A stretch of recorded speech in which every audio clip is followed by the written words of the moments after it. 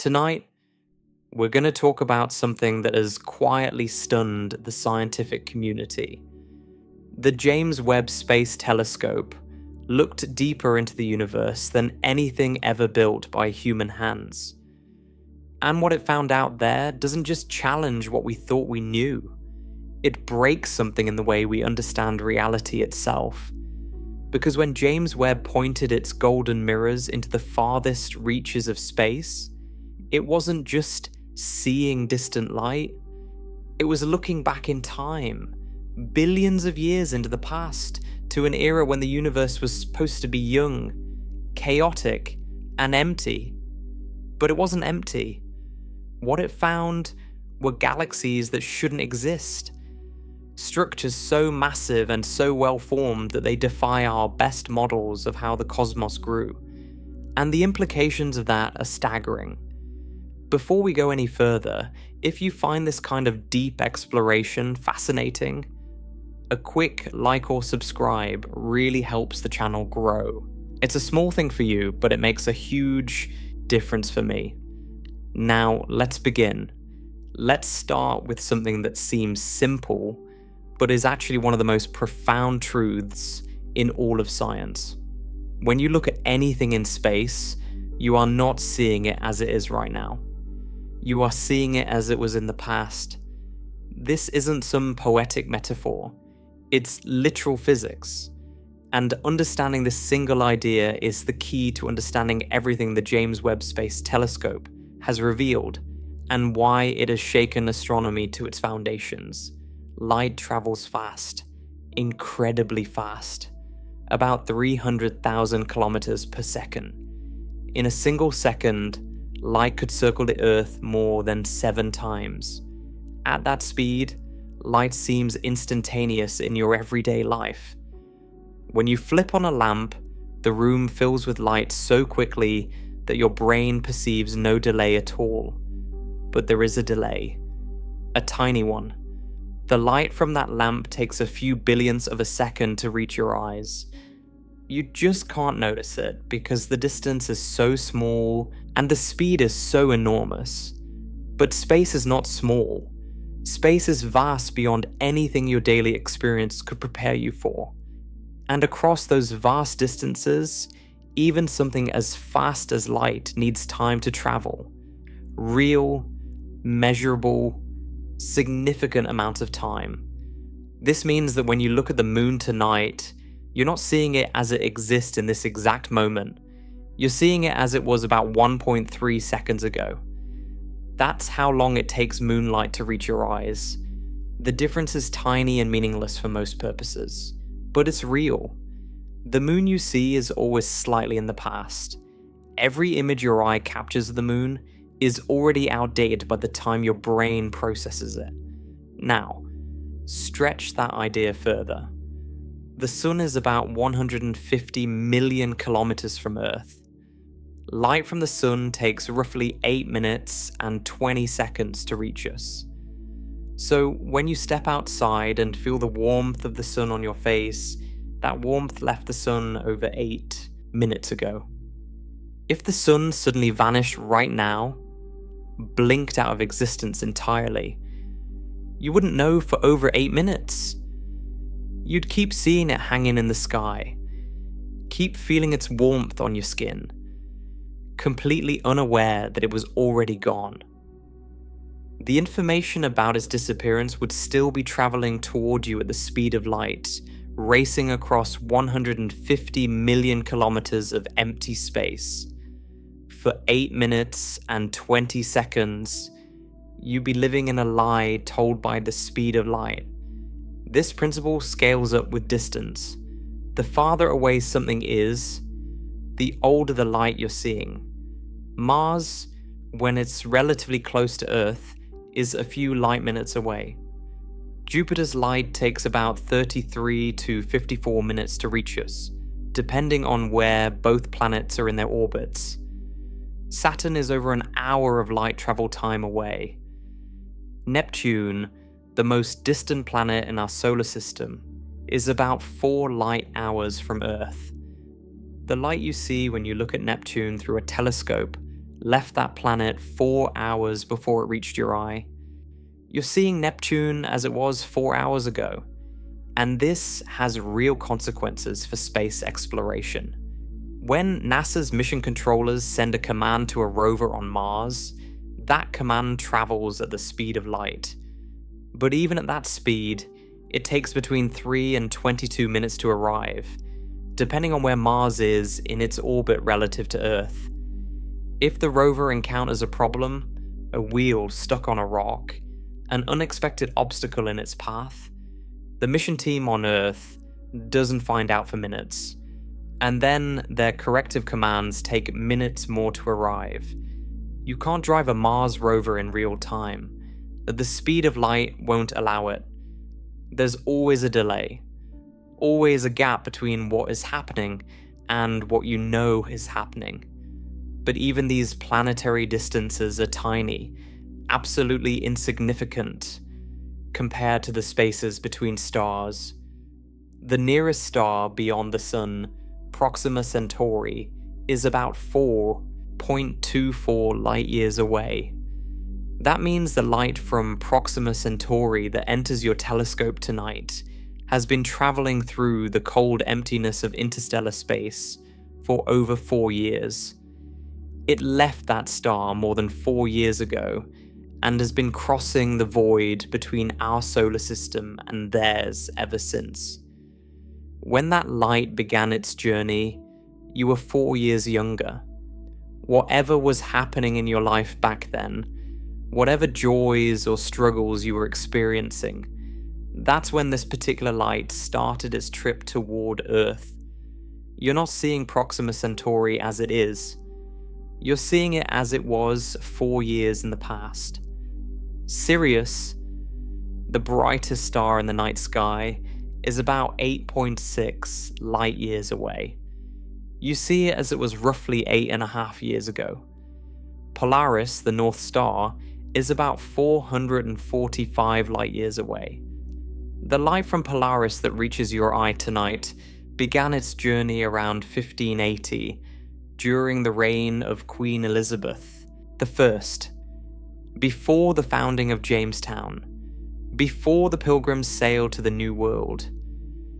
Betelgeuse, the famous red supergiant in the constellation Orion, is roughly 600 to 700 light-years away. The light from Betelgeuse that you see tonight left that star during the Middle Ages. When those photons began their journey, the great cathedrals of Europe were being constructed stone by stone. Columbus hadn't yet sailed to the Americas. The Renaissance was only just stirring in Italy. And that ancient light, traveling non-stop through the void at 300,000 kilometers per second for over 6 centuries, crossing unimaginable distances of empty interstellar space, passing through dust clouds and past countless other stars, is only just now arriving at your eye tonight. This is what astronomers call look-back time. The farther out you look in space, the farther back you look in time. Your telescope becomes a time machine, not in the science fiction sense of physically traveling into the past, but in a literal, physical, measurable sense. The light you collect has been traveling for years, centuries, millennia, or even billions of years. And when you capture that light and analyze it, you're studying the universe not as it is today, but as it was when that light was first emitted. Every telescope ever built is a window into the past.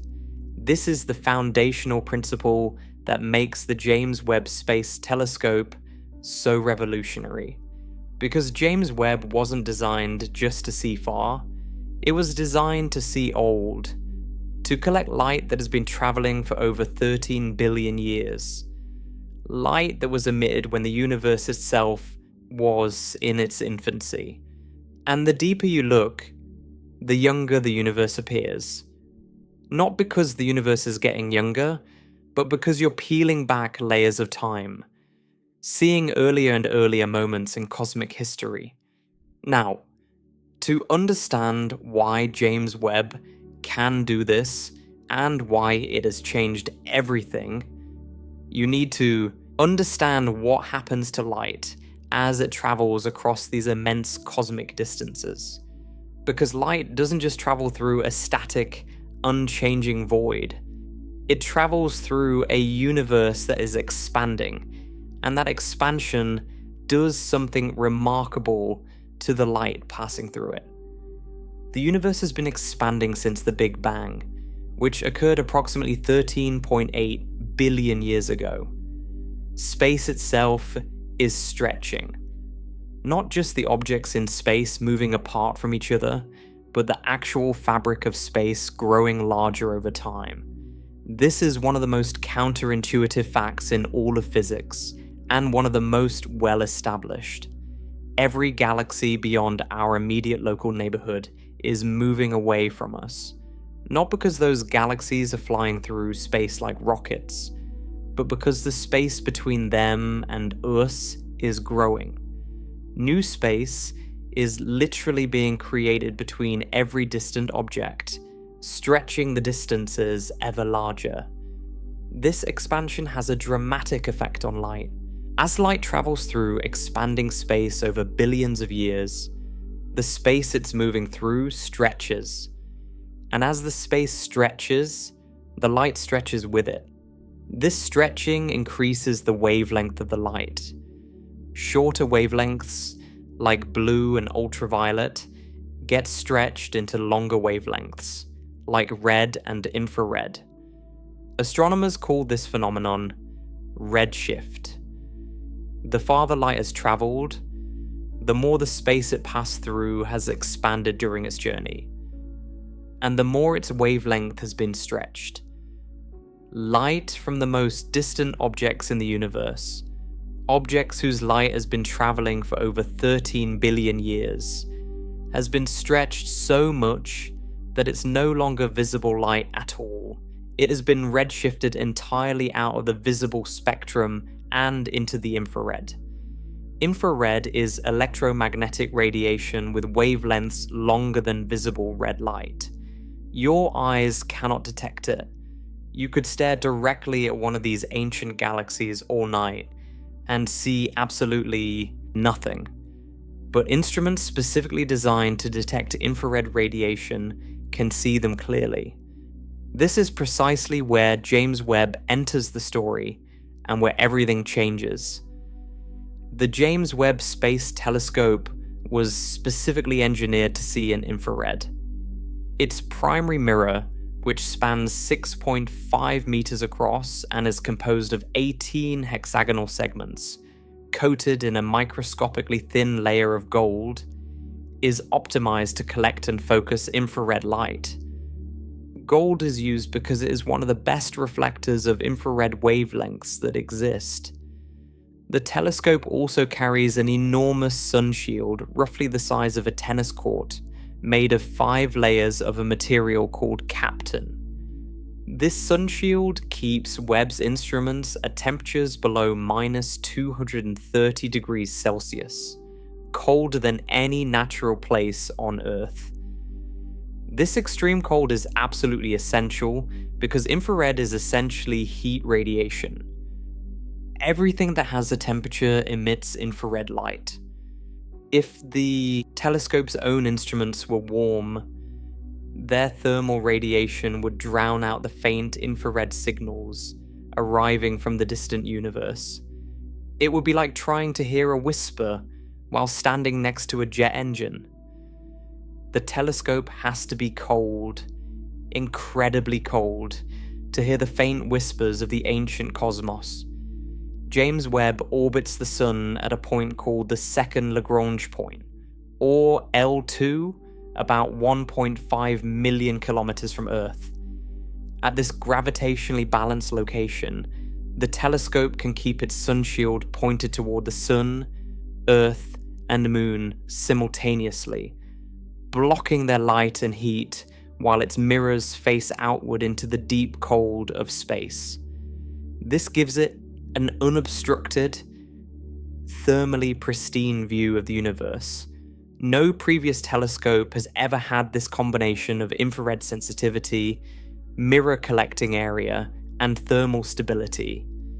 The Hubble Space Telescope, which operated primarily in visible and ultraviolet light, with some limited near-infrared capability, was transformative in its time. Hubble revealed the deep universe in ways no telescope before it had achieved. But Hubble couldn't see the most ancient light in the cosmos, because that light has been redshifted into wavelengths beyond what Hubble's instruments could detect. James Webb picks up exactly where Hubble's vision ends and goes dramatically, breathtakingly further. When James Webb looks deep into space, it collects individual photons that have been traveling for over 13 billion years. These photons were originally emitted as ultraviolet or visible light by young, extremely hot stars in the earliest galaxies. Over the vast eons since their emission, as the universe expanded and space stretched around them, these photons were gradually shifted from ultraviolet to visible to infrared wavelengths.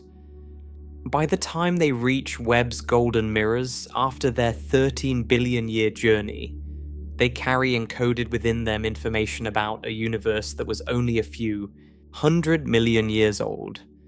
A universe that existed more than 13 billion years ago, long before the sun existed, long before the Earth formed, long before our entire solar system condensed out of a cloud of gas and dust.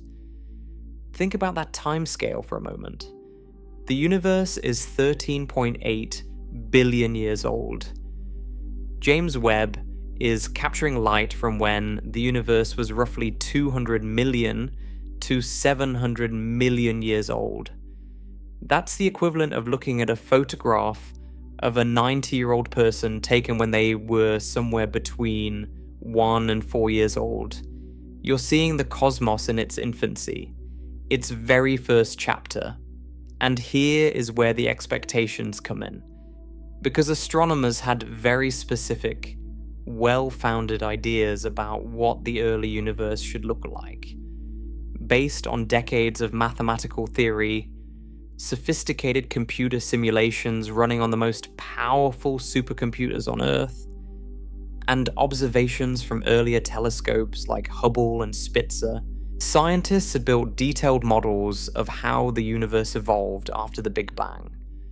These models are based on what's called the Lambda-CDM model, which stands for Lambda Cold Dark Matter. It's the standard model of cosmology, the best framework we have for understanding the large-scale history and structure of the universe, and it has been extraordinarily successful. It correctly predicts the cosmic microwave background radiation, the distribution of galaxies, the abundances of light elements, and the expansion history of the universe. It's one of the most well-tested models in all of science. According to these models, here's what should have happened in the early universe. Immediately after the Big Bang, the cosmos was a hot, dense, nearly uniform soup of energy and subatomic particles. There were no atoms yet, no molecules, no stars, no galaxies, no planets, just a seething plasma of particles and radiation so dense that light couldn't travel freely through it. Photons would be emitted by one particle and almost immediately absorbed by another. The universe was completely opaque, like being inside an impossibly dense, blindingly bright fog that extended in every direction forever. About 380,000 years after the Big Bang, the universe cooled enough for the first stable atoms to form. Protons captured electrons to create neutral hydrogen and helium atoms. This event is called recombination, even though it was the first time these particles had ever combined. Once neutral atoms formed, photons could finally travel freely through space without being constantly absorbed and re-emitted. The universe became transparent for the first time. Those freed photons have been traveling through space ever since, and we detect them today as the cosmic microwave background radiation, a faint glow of microwave light that fills the entire sky uniformly in every direction. It's the oldest light in the universe, a fossilized snapshot of the cosmos when it was only 380,000 years old. And it tells us what conditions were like at that early moment with extraordinary precision. After recombination, the universe entered what astronomers call the cosmic dark ages. There were no stars yet, no sources of visible light anywhere, just vast, slowly cooling clouds of hydrogen and helium gas drifting through an expanding universe, plunged into total darkness. The cosmic microwave background radiation, once brilliant and hot, was being stretched and cooled by the expansion of space, fading from visible light into infrared and then into microwaves. The darkness was absolute. Nothing shone. If you could somehow have been transported to that era, floating in the void, you would have seen nothing in any direction. No stars, no galaxies, no points of light at all. Just blackness. Total, complete, all-encompassing blackness. The universe was a featureless, lightless void of cold gas and dark matter stretching in every direction, without end. Over the next 100 to 300 million years, gravity slowly and patiently did its work. Regions of space that were very slightly denser than their surroundings, differences so tiny they amounted to perhaps 1 part in 100,000, began attracting more gas through gravitational pull. As more matter accumulated in these slightly denser pockets, the gravitational pull grew stronger, which attracted even more matter. This is what astronomers call gravitational collapse. It's a runaway feedback process where dense regions become progressively denser. Dark matter, which makes up about 27% of the universe's total energy content, and interacts with ordinary matter only through gravity, played a crucial role here. Dark matter clumped together first because it doesn't interact with light or experience pressure the way normal gas does. These dark matter clumps, called halos, created gravitational wells, cosmic valleys in the landscape of space, that pulled ordinary hydrogen and helium gas inward.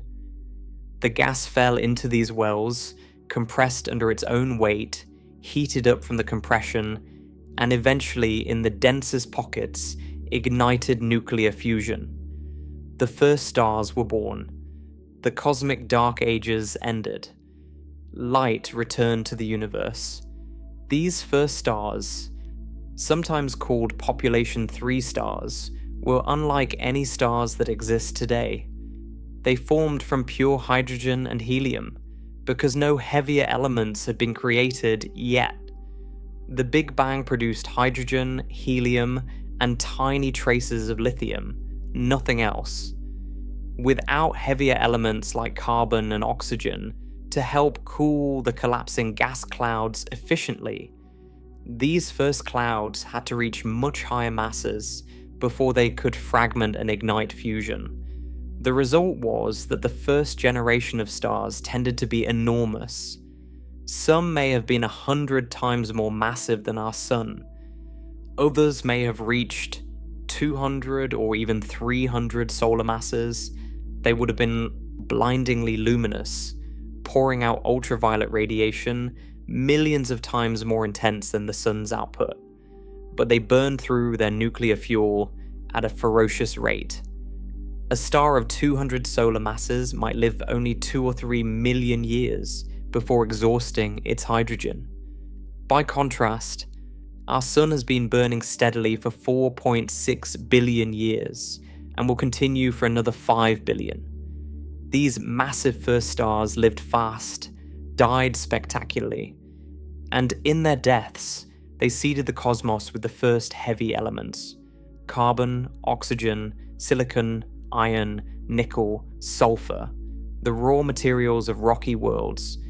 The elements that would eventually form planets, oceans, atmospheres, and on at least one small rocky world orbiting an ordinary yellow star, life itself. The first galaxies were expected to be small, very small, not the grand spirals or massive ellipticals we observe in the nearby universe today. The models predicted that the earliest galaxies would be tiny, irregular, clumps of gas and young stars. Perhaps a few million stars at most, maybe a few tens of millions. These proto-galaxies would have been chaotic, messy, asymmetric collections of star-forming regions with no organized shape, no disk structure, no spiral arms, nothing that would look like a proper galaxy to modern eyes. They would have been faint, hard to detect, and unremarkable individually. Over billions of years, these small clumps would merge with each other, gradually building up into larger structures. Two small galaxies would collide, their stars and gas mixing together to form a slightly larger galaxy. That larger galaxy would collide with another, and another. This process of hierarchical merging, small things combining into bigger things over immense stretches of time, is the backbone of the standard model of galaxy formation. It predicts that the massive, well-organized galaxies we see in the relatively nearby universe required billions of years of gradual assembly through countless mergers and accretion events. A galaxy like the Milky Way, with its hundreds of billions of stars arranged in an elegant spiral structure with a central bar, distinct spiral arms, and a halo of ancient globular clusters, didn't appear suddenly. According to these models, it was built piece by piece over more than 10 billion years of cosmic history. The Milky Way consumed dozens, possibly hundreds, of smaller galaxies to reach its current size and mass. The older stars in the Milky Way's halo, those ancient metal-poor red stars that orbit far above and below the galactic disk on eccentric, tilted orbits, are remnants of some of those consumed galaxies. They were born in small proto-galaxies billions of years ago that were later swallowed by the growing Milky Way. Galactic archaeology, the study of these ancient stellar populations, has confirmed this picture in remarkable detail. This hierarchical model made specific testable predictions about what James Webb should find when it looked at the very early universe. At extremely high redshifts, corresponding to a universe less than about 500 million years old, astronomers expected to see only small, faint, irregular blobs of light, tiny proto-galaxies in the earliest stages of formation, maybe a few million stars each, no organized structure, no massive stellar populations, no disk shapes, just the first tentative sparks of light in an otherwise dark cosmos. The universe at that age was supposed to be a construction site in the earliest stages of work, with only the foundations being laid. The grand buildings, the massive galaxies, wouldn't come for billions of years. And this is exactly why what James Webb actually found was so shocking. So profoundly, unexpectedly, paradigm-shaking. Because when Webb turned its infrared eyes to the deepest reaches of space, when it collected photons that had been traveling for over 13 billion years across the expanding void, it didn't find what the models predicted. It found something else entirely. Something that no one expected.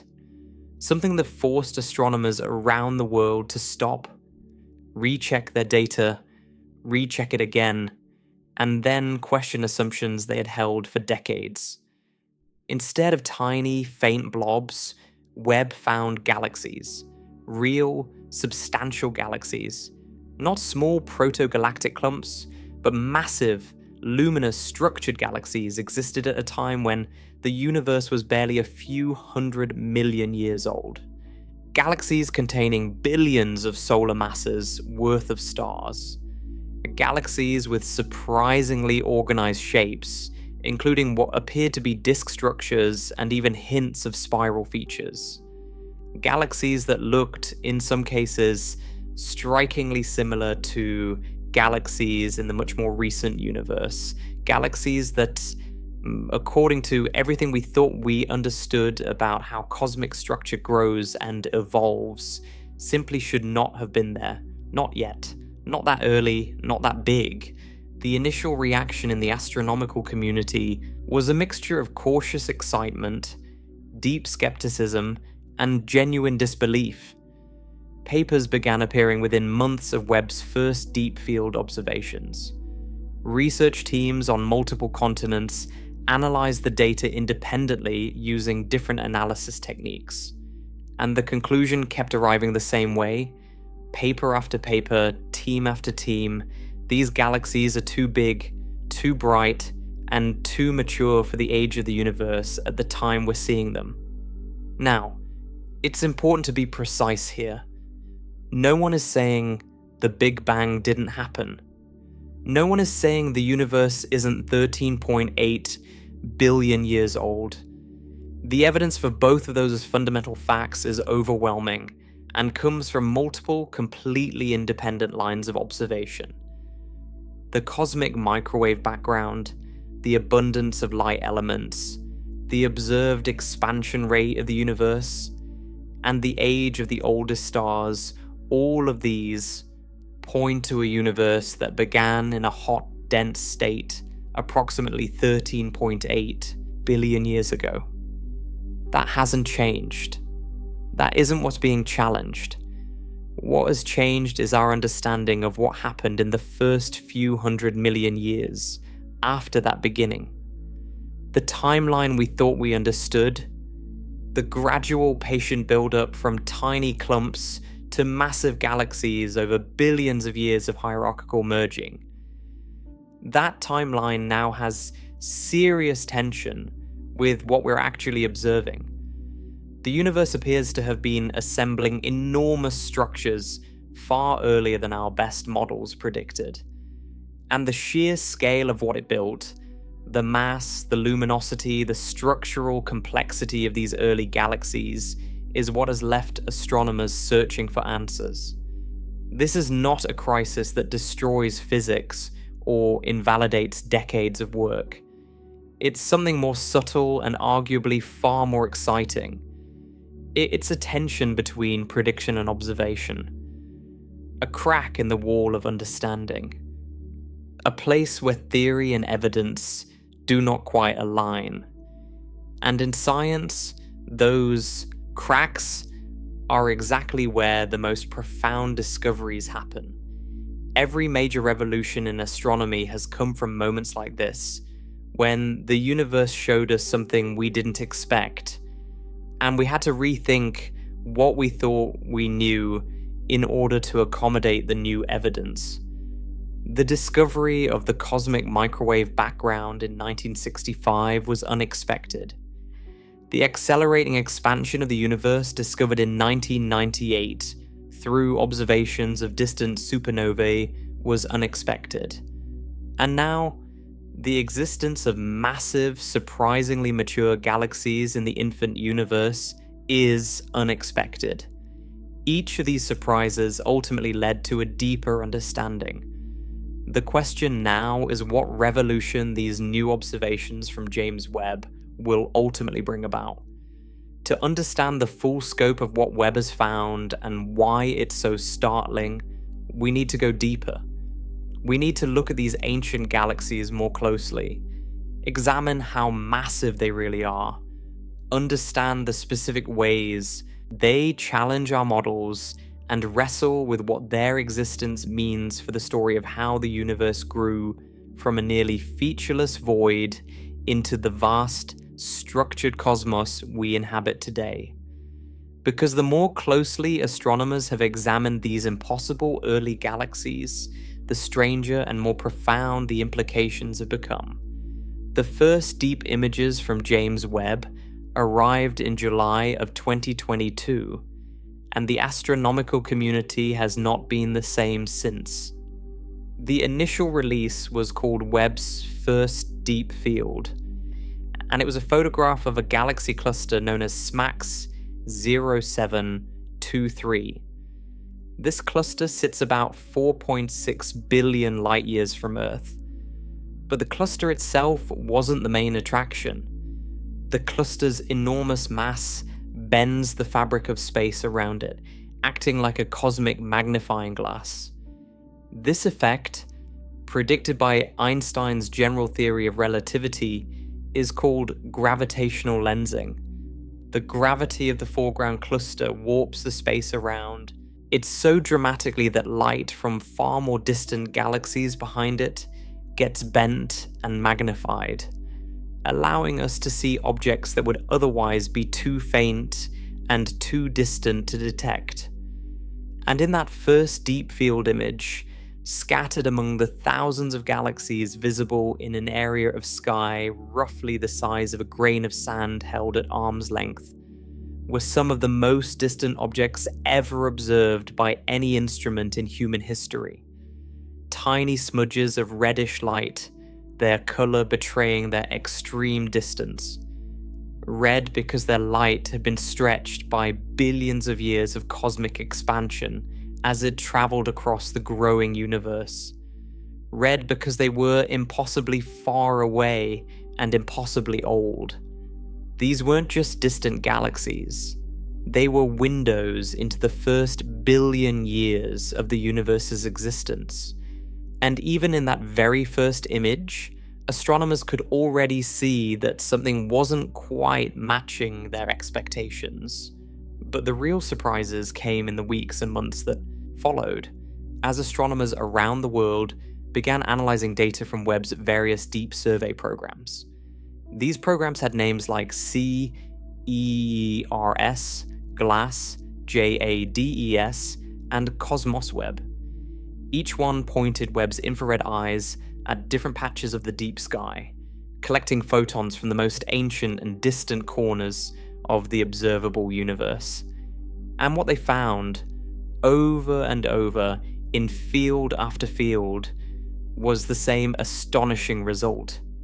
Galaxies that were far too massive, far too luminous, and far too structurally mature for the age of the universe at the time we were seeing them. Let me give you some specific examples because the details matter. One of the earliest and most striking discoveries came from a team led by astronomer Ivo Labbé and colleagues who analyzed data from the CEERS survey. CEERS stands for Cosmic Evolution Early Release Science. The team identified several galaxy candidates at redshifts between roughly 7 and 10. As we discussed, the higher an object's redshift, the more its light has been stretched by cosmic expansion, and the further back in time you're looking. A redshift of 7 means the light has been stretched to roughly 8 times its original wavelength. A redshift of 10 means it's been stretched to about 11 times its original wavelength. The higher the redshift, the more distant the object, and the further back in time you're looking. A redshift of 7 corresponds to a universe about 770 million years old. A redshift of 10 corresponds to a universe only about 480 million years old. What Labbé's team found at these extreme redshifts were galaxies that appeared to contain stellar masses of up to 100 billion times the mass of the Sun. 100 billion solar masses. Let that number sink in for a moment because it's genuinely staggering. To put it in context, the entire Milky Way galaxy, our home galaxy containing hundreds of billions of stars spread across 100,000 light years, has a total stellar mass of roughly 50 to 60 billion solar masses. And the Milky Way has had over 13 billion years to accumulate that mass through countless mergers, steady accretion of gas, and continuous star formation across its entire history. These early galaxies appeared to have assembled stellar masses rivaling or even exceeding the Milky Way's entire stellar content in less than 500 million years. In some cases, less than 400 million years. That is an extraordinarily, almost absurdly short amount of time by cosmic standards. It's like finding a skyscraper fully constructed in a neighborhood where the first bricks were only laid a few months ago. And the Milky Way has had over 13 billion years to accumulate that mass through countless mergers, steady accretion of gas, and continuous star formation across its entire history. These early galaxies appear to have assembled somewhere between 1.25 of the Milky Way's total stellar mass in less than 500 million years. In some cases, less than 400 million years. That is an extraordinarily, almost absurdly short amount of time by cosmic standards. It's like finding a skyscraper fully constructed in a neighborhood where the first bricks were only laid a few months ago. Now, when these results were first announced, there was immediate and healthy skepticism within the astronomy community. And that skepticism was important. Early results from any new telescope need to be verified carefully. The initial mass estimates were based on photometric measurements, essentially measuring how bright the galaxies appeared through different color filters. These measurements can be affected by various factors. Dust within the galaxies can redden the light, making galaxies appear more massive than they actually are. Active galactic nuclei, supermassive black holes at the centers of galaxies that are actively consuming material, can also produce light that mimics the appearance of a larger stellar population, and there's always the possibility of misidentifying a galaxy's redshift, mistaking a closer, less remarkable galaxy for an extremely distant one. Over the following months and into 2023 and 2024, follow-up observations addressed many of these concerns. Spectroscopic confirmations, which use the precise signatures of chemical elements in a galaxy's light to determine its exact redshift, verified that many of these galaxies were indeed at the extreme distances initially estimated. Some of the most extreme candidates were revised downward. A few turned out to be at somewhat lower redshifts than initially thought, or their masses were reduced when more sophisticated models were applied. But even after these revisions, the core finding held firm. There were still galaxies in the early universe that contained billions of solar masses worth of stars at times, when the standard model predicted they should contain only millions. One particularly well-studied example is a galaxy known as Glass Z12, later confirmed at a redshift of approximately 12.3. This places it at a time when the universe was only about 350 million years old. 350 million years. To put that in human terms, if the entire history of the universe were compressed into a single calendar year, 350 million years would correspond to roughly the 9th of January. The universe hadn't even made it past the second week of its existence in this analogy. And here was a galaxy that had already assembled a substantial population of stars. A galaxy bright enough and organized enough to be detected across more than 13 billion light-years of space. It wasn't the size of the Milky Way, not even close, but it was far larger, far more luminous, and far more developed than anything the standard models predicted should exist at that impossibly early epoch.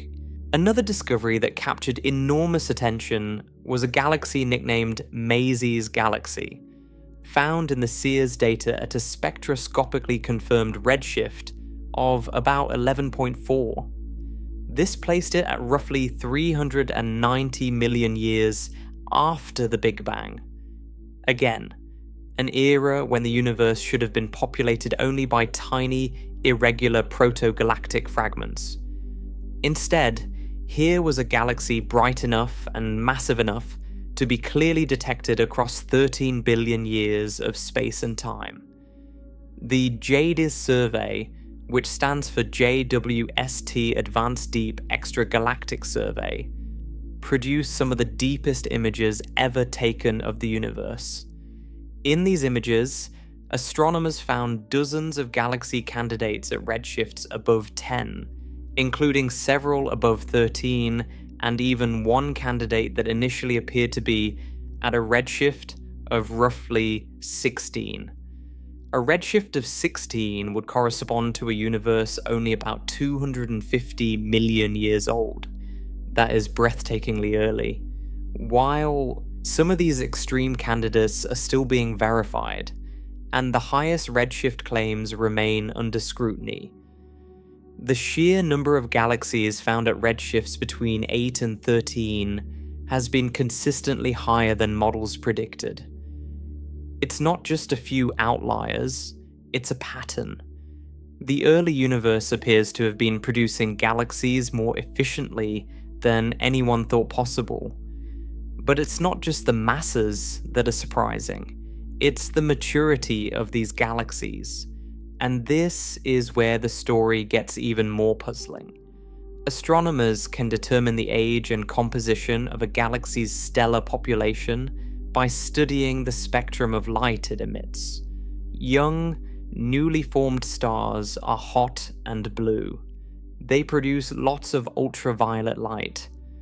Older stars, those that have been burning for hundreds of millions or even billions of years, are cooler and redder. They produce more infrared light. By analyzing the balance of different wavelengths in a galaxy's light, astronomers can estimate how old the stars within it are. When Webb studied some of these early galaxies, it found something unexpected. Some of them contained stellar populations that appeared to be remarkably old, given how young the universe was at the time. At redshifts of around 7 to 9, corresponding to a universe between roughly 500 million and 800 million years old, some galaxies showed evidence of stellar populations that had already been forming stars for 200 to 300 million years. This meant that star formation in these galaxies must have begun extremely early, perhaps within the first 100 to 200 million years after the Big Bang. That pushes the onset of galaxy formation back to an era that overlaps with or even precedes the expected end of the cosmic dark ages. Think about what that implies.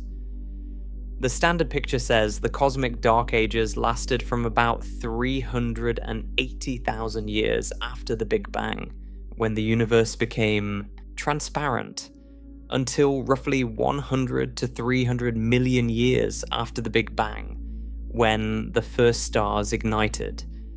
The Dark Ages are supposed to be a period of gradual gravitational contraction, where matter slowly gathers into denser and denser clumps before the first stars finally form. But if some galaxies already had stellar populations hundreds of millions of years old by the time we see them at redshift 8 or 9, then significant star formation was happening very early in the Dark Ages, or the Dark Ages ended much sooner than we believed. And there's more. Some of these early galaxies appeared to have organized structures, not just random clumps of stars scattered haphazardly through space, but coherent disk shapes. Flattened, rotating structures similar in basic geometry to spiral galaxies in the nearby universe. This was deeply unexpected. Disk galaxies form when gas settles into a rotating flat structure within a dark matter halo. This process was thought to take a long time, at least 1 billion years or more, because the gas needs to lose energy through radiation, collapse into a plane, and establish a stable rotating configuration. Finding disk-like structures at redshifts of 4 to 6, when the universe was only 1 to 2 billion years old, was already pushing the boundaries. Finding hints of organized structure at even higher redshifts challenged the timeline further. A research team using Webb data published findings of a galaxy at a redshift of roughly 5.5 that displayed a clear rotating disk structure. The universe was approximately 1 billion years old at that point. The galaxy appeared to be rotating in an orderly fashion, with a well-defined velocity gradient across its body, meaning one side was moving toward us and the other was moving away, just like one side of a spinning record moves toward you while the other recedes. This is the hallmark of a rotating disk, the same kind of organized rotational motion you see in the Milky Way and other spiral galaxies in the nearby universe. But the Milky Way took billions upon billions of years of gradual evolution to develop its current elegant spiral structure. This distant galaxy appeared to have established organized rotation in a fraction of that time. Assembling order from chaos far faster than our model said was physically reasonable. Other teams found similar examples at even earlier epochs.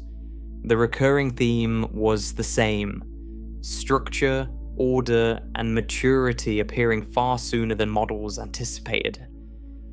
The early universe was not the chaotic, underdeveloped place our theories described. It was surprisingly grown up. Now, why exactly is this so problematic for the standard model? Let me walk you through the physics of the timing problem, because it's the heart of everything. Remember the process of hierarchical assembly we discussed? Small dark matter halos form first, attract gas, and create small proto-galaxies. Over time, these halos merge, and the merged structures attract more gas, form more stars, and grow gradually. Larger and larger galaxies are built step by step over billions of years. This process has a speed limit. Gravity pulls matter together, but it can only pull so fast. The rate at which structures grow depends on the density of matter, the expansion rate of the universe, and the cooling rate of the gas. Computer simulations that model this process in extraordinary detail consistently showed that it takes at least 1 billion years to build a galaxy with tens of billions of solar masses worth of stars.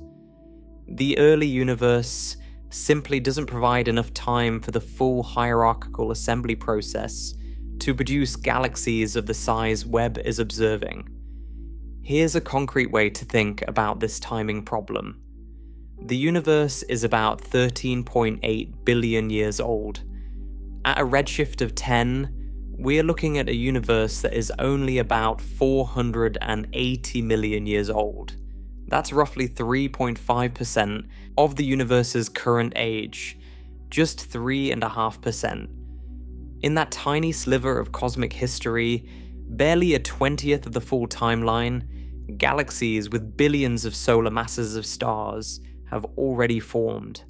They've assembled, organized themselves, and begun shining brightly enough for us to detect them across 13 billion years of space. It's as if you planted a seed, and every botanist on Earth told you it would take a century to grow into a full forest. But when you checked after just 3.5 years, the forest was already standing. Not a sapling, not a few scattered trees struggling to take root. A dense, thriving forest with tall, mature trees. That's the scale of the surprise. The problem isn't just mass, it's the raw rate of star formation that would be required to produce these galaxies in the available time.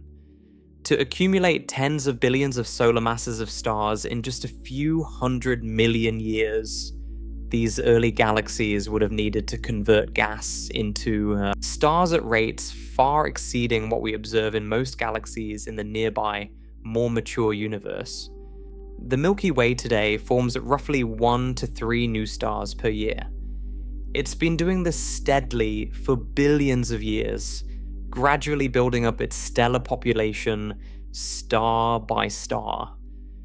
To build a galaxy of 50 billion solar masses in 400 million years, you'd need to form stars at a rate of roughly 125 solar masses per year. That's roughly 40 to 125 times the Milky Way's current rate. Sustained continuously and relentlessly for hundreds of millions of years without pause. While such extreme star formation rates do occur in the nearby universe during intense galaxy mergers called starburst galaxies, those bursts typically last only tens of millions of years before feedback effects shut them down, not hundreds of millions of years. Sustaining that kind of furious star production for the duration Webb's observations seem to demand is very difficult to explain with current physics. There's also the gas supply problem. Stars form from gas. To form an enormous number of stars very quickly, you need an enormous supply of gas available and ready to collapse. But in the early universe, gas was still spread relatively thinly across vast volumes of space. Gravitational collapse takes time to concentrate gas into dense enough regions for star formation. The models said there simply wasn't enough concentrated gas available in those first few 100 million years to fuel the kind of massive star formation Webb's observations seem to require. And then there's the concept of feedback. When stars form, especially massive stars, they produce intense radiation, powerful stellar winds, and eventually supernova explosions. All of these processes pump enormous amounts of energy back into the surrounding gas, heating it, and sometimes blowing it out of the galaxy entirely. This feedback is self-regulating.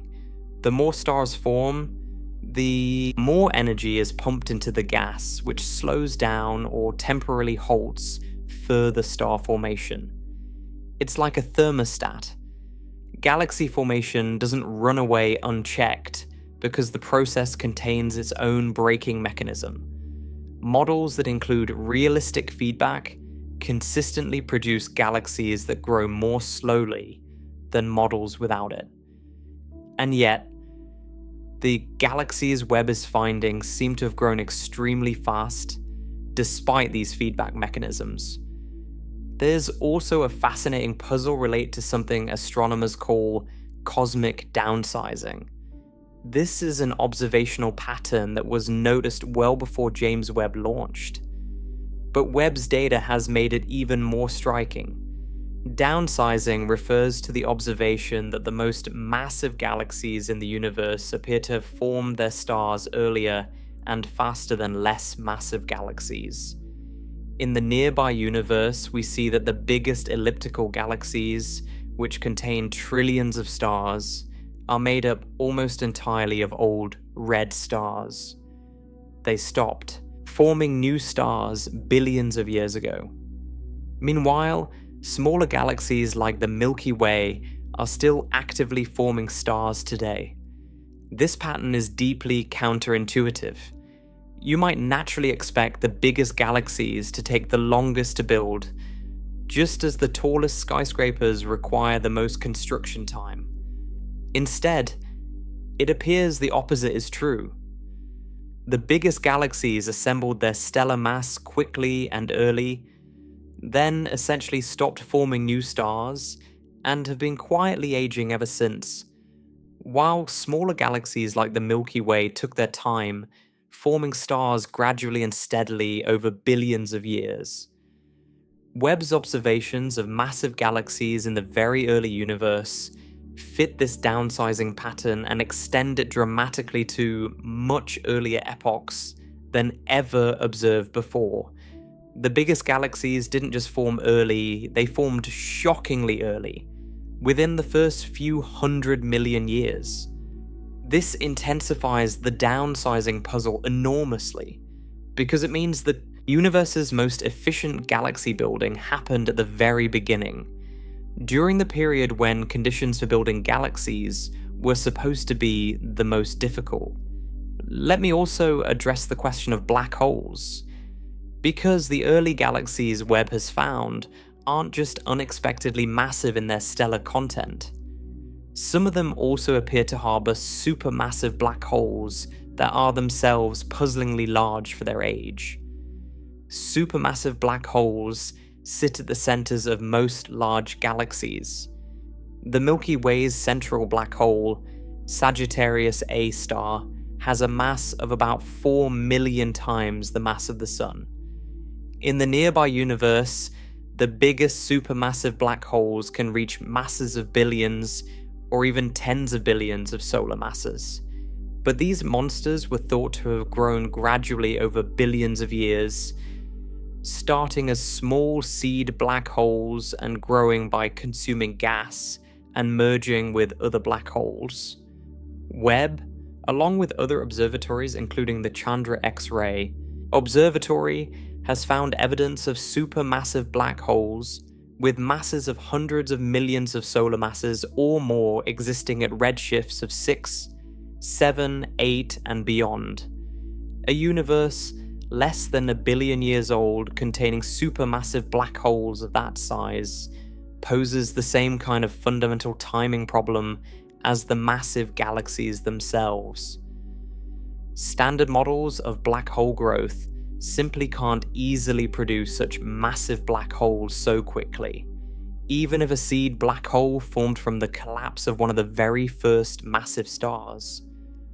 Growing it from perhaps 100 solar masses to hundreds of millions of solar masses in less than 1 billion years requires sustained accretion of gas at or near the theoretical maximum rate, called the Eddington limit, for essentially the entire available time with almost no interruption.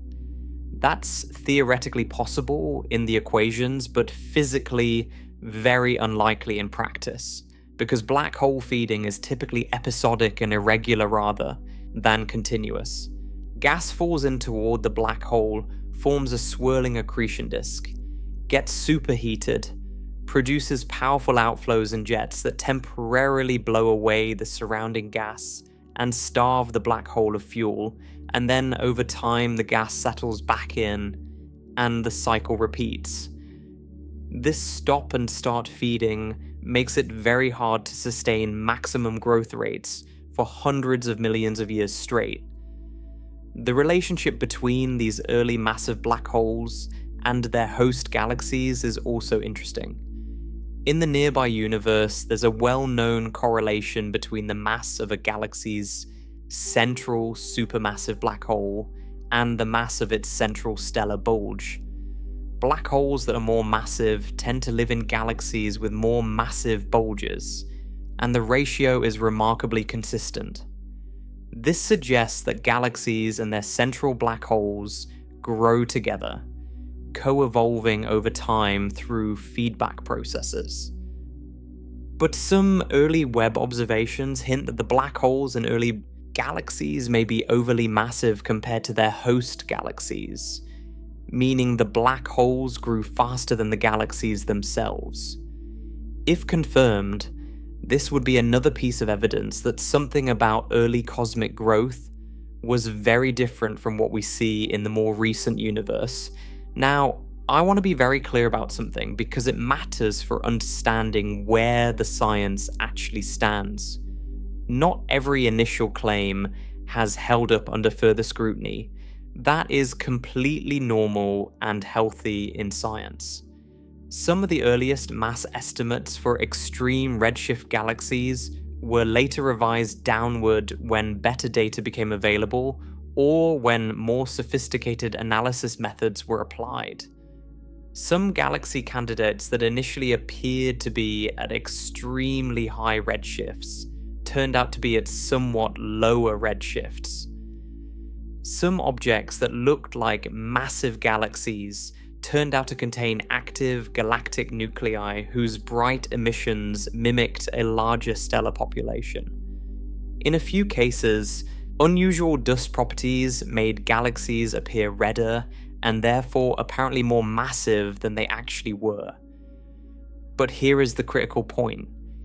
Even after all of these corrections, after all the revisions and reanalyses, the fundamental finding remains. The early universe contains more massive galaxies, more structured galaxies, and more luminous galaxies than the standard model predicted. The numbers have been adjusted, the extremes have been moderated, but the tension has not gone away. Every major survey program using Webb data has confirmed the same basic result. There are too many bright, massive galaxies in the first billion years of the universe's history. Not by a small margin. The observed number densities of massive galaxies at high redshifts exceed model predictions by factors of 2 to 10 or even more, depending on the redshift range and the mass threshold being considered. This is what makes the situation so compelling for astronomers. If it were just 1 or 2 unusual objects, you could dismiss them as statistical flukes or measurement errors, but it's not 1 or 2. It's hundreds of galaxies across multiple independent surveys, analysed by dozens of independent research teams using different methods and different assumptions. The signal is real. The early universe produced massive galaxies more efficiently than our best models predict. And the challenge now is to figure out why. Some astronomers describe this as a crisis. Others prefer to call it a puzzle or an opportunity. The language varies, but the substance is the same. Something about the early universe's ability to form stars and build galaxies was more efficient, more rapid, or fundamentally different from what we modeled. The physics of gravity hasn't changed. The Big Bang still happened. The universe is still 13.8 billion years old. But the story of how the first galaxies assembled within that universe needs to be rewritten. Not from scratch, not completely, but significantly. The broad strokes may still be correct, but the details, the timing, the efficiency, the mechanisms, those need serious revision. And this is where the story opens up into something even larger. Because the existence of these massive early galaxies isn't just a problem for galaxy formation models, it has implications for the scale and growth of the entire universe. If the universe could build enormous galaxies in a few 100 million years, what else could it build that quickly? How early did large-scale cosmic structure begin to take shape? How fast were the filaments, walls and voids of the cosmic web established? The early universe, it turns out, was not the quiet, dark, empty nursery we had always imagined. It was a construction site operating at a furious pace that our best models never anticipated. And the structures it was building, from individual galaxies to the vast networks connecting them, may have taken shape far earlier than we ever believed possible. Now we need to zoom out, because everything we've discussed so far has been about individual galaxies, specific objects in the early universe that are too massive, too luminous, too mature for their age. But the implications of what James Webb has found go far beyond any single galaxy. They reach into the very fabric and architecture of the cosmos itself. To understand why, we need to talk about the true scale of the universe, what it means for space to be expanding, and why finding developed structure so early changes our intuitive sense of how big, how old, and how fast-growing the universe really is. Let's start with something that confuses almost everyone when they first encounter it. The universe is 13.8 billion years old. That's the time since the Big Bang. You might therefore assume that the observable universe, the part of the universe whose light has had time to reach us, would be 13.8 billion light years in radius. A sphere of light extending 13.8 billion light years in every direction, encompassing everything whose light could have traveled to Earth since the beginning of time. That seems logical. Light has been traveling for 13.8 billion years, so it should have covered 13.8 billion light years of distance. Simple math. Straightforward reasoning. But the observable universe is not 13.8 billion light years in radius. It's about 46.5 billion light years in radius. That makes the full diameter of the observable universe approximately 93 billion light years across. That's far larger than you'd expect if you just multiplied the age of the universe by the speed of light. And the reason for this enormous discrepancy is cosmic expansion. As we discussed, space itself has been expanding since the Big Bang, but here's the part most people miss. When light left a distant galaxy 13 billion years ago, that galaxy was much closer to us than it is now. The light began its journey across a smaller, more compact universe. But during the 13 billion years that light was traveling toward us, the space it was crossing was simultaneously stretching behind it. The galaxy that emitted the light was being carried farther and farther away by the expansion. By the time the light finally reaches our telescopes, the galaxy that sent it is now much farther away than it was when the light was emitted. It has been carried away by the relentless stretching of space. Think of it this way. Imagine two ants on a rubber band. One ant represents Earth, the other represents a distant galaxy. The ants are initially fairly close together, maybe a foot apart. Now, the second ant starts walking toward the first ant at a steady pace. That walking pace represents the speed of light, constant and unchanging.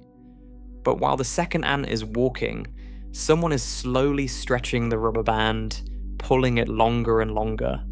The walking ant keeps moving at the same steady pace, but the rubber band beneath its feet keeps getting longer.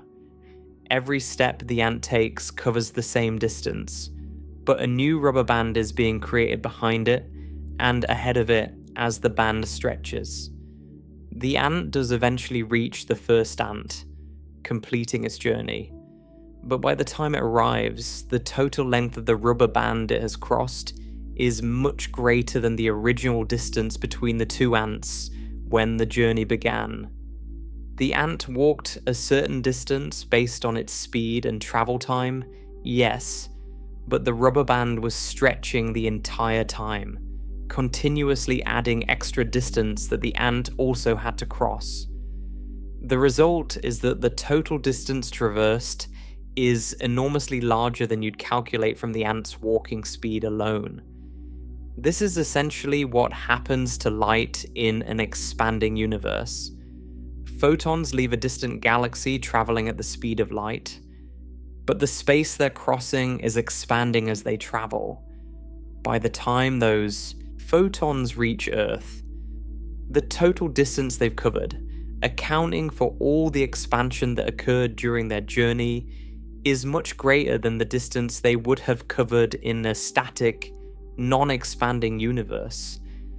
That's why the observable universe is 93 billion light years across, despite being only 13.8 billion years old. The expansion of space has stretched the distances enormously during the time the light was in transit. This has profound implications for everything James Webb is observing. When we say Webb is looking at a galaxy at a redshift of 10, we're saying the light from that galaxy has been traveling for about 13.2 billion years. But that galaxy is not 13.2 billion light years away right now. Because of the expansion that occurred during the light's journey, that galaxy is currently about 31 billion light years from Earth. The light we're seeing is ancient, but the source of that light has been carried. incredibly far away by the relentless expansion of space. Now, here is why this matters for understanding the scale implications of Webb's discoveries. The observable universe is enormous, 93 billion light-years across. Within that volume, astronomers estimate there are roughly 2 trillion galaxies. 2 trillion. Each contains anywhere from millions to trillions of stars. The total number of stars in the observable universe is estimated at around 200 billion trillion.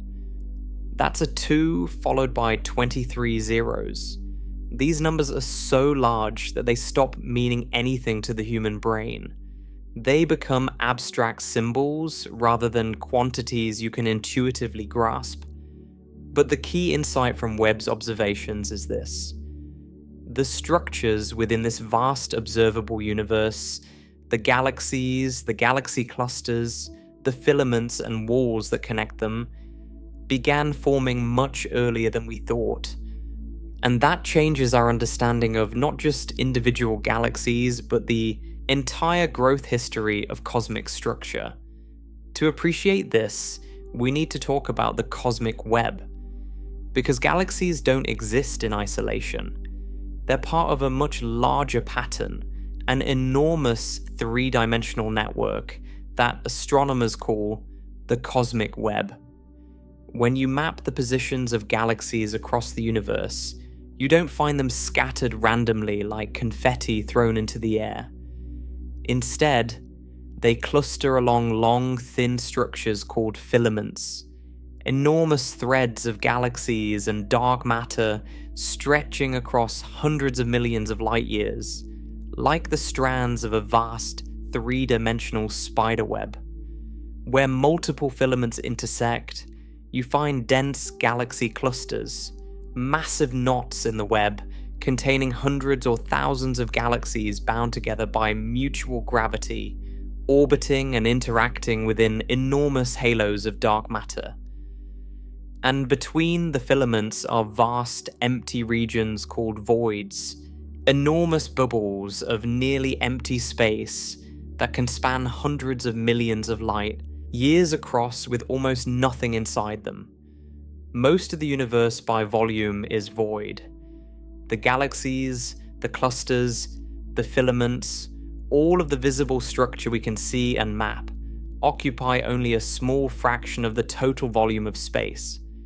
The rest is emptiness stretching across distances that make even light years seem inadequate as a unit of measurement. This cosmic web structure emerged from the tiniest of beginnings. In the very early universe, just after the Big Bang, matter was distributed almost perfectly uniformly across space. Almost, but not quite. There were tiny fluctuations in density, variations almost too small to measure. Some regions were imperceptibly denser than average, others were imperceptibly less dense. These variations were quantum fluctuations, random variations in the density of matter that originated in the first fraction of a second after the Big Bang during an era called cosmic inflation. Inflation was a period of extraordinarily rapid expansion that occurred within the first trillionth of a trillionth of a trillionth of a second after the Big Bang. During inflation, the universe expanded faster than the speed of light, which is permitted because it was space itself expanding, rather than objects moving through space. The universe grew from something smaller than a subatomic particle to something larger than the entire observable universe today, in an almost unimaginably brief instant. This sounds impossible, and it challenges every intuition we have about physical processes. But the evidence for inflation is strong, supported by the precise patterns observed in the cosmic microwave background radiation. The quantum fluctuations that existed at that subatomic scale were stretched to cosmic proportions by inflation, becoming the seeds from which all future structure, every galaxy, every cluster, every filament of the cosmic web would eventually grow. After inflation ended, gravity took over as the primary sculptor of structure.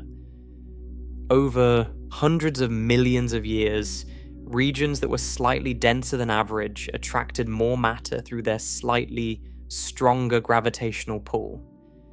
As matter accumulated in these regions, their gravity grew stronger, attracting even more matter from the surrounding space.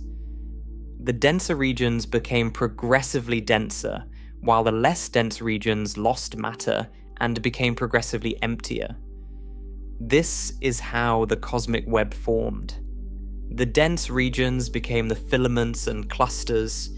The empty regions became the voids.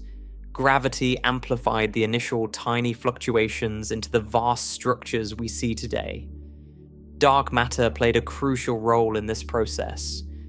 Dark matter vastly outweighs ordinary matter in the universe. The atoms that make up stars, planets, gas, and people account for only about 5% of the total cosmic energy budget. Dark matter accounts for more than 5 times that amount. Dark matter doesn't emit light. It doesn't absorb light. It doesn't interact with electromagnetic radiation at all. The only way it interacts with ordinary matter is through gravity. But that gravitational interaction is enormously important. Dark matter clumped together first, before ordinary matter, because it doesn't experience the pressure forces that prevent ordinary gas from collapsing. While ordinary hydrogen gas resists compression, because the atoms bounce off each other, dark matter particles pass right through each other and through ordinary matter, affected only by gravity. So dark matter collapsed into halos and filaments first, forming the scaffolding of the cosmic web. Then ordinary gas fell into these dark matter structures, attracted by their gravity, and began forming stars and galaxies within them. The cosmic web we see today, traced out by luminous galaxies, is really just the visible frosting on an invisible dark matter cake. Computer simulations of cosmic structure formation, running on some of the most powerful supercomputers ever built, have reproduced this process in extraordinary detail. These simulations start with the conditions of the early universe as measured by satellites studying the cosmic microwave background radiation, apply the known laws of physics, including gravity, gas dynamics, and dark matter behavior, and then let the simulation run forward in time for 13.8 billion years. The results are stunning.